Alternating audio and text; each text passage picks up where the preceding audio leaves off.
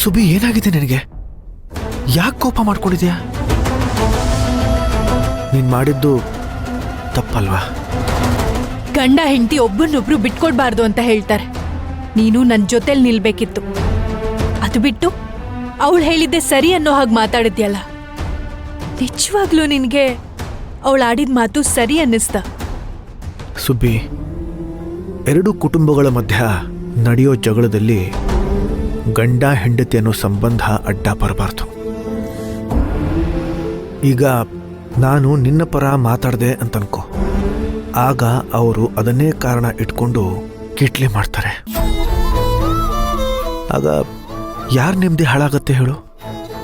ಅಂದ್ರೆ ಎಲ್ಲದಕ್ಕೂ ನಾನೇ ತ್ಯಾಗ ಮಾಡೋದಕ್ಕೆ ರೆಡಿಯಾಗಿರ್ಬೇಕು ಅಂತಿದ್ಯಾ? ಸುಬ್ಬಿ, ಈ ಮನೆ ಸೊಸೆ ಅಂದಮೇಲೆ ದೊಡ್ಡದಾಗೆ ಯೋಚನೆ ಮಾಡಬೇಕು.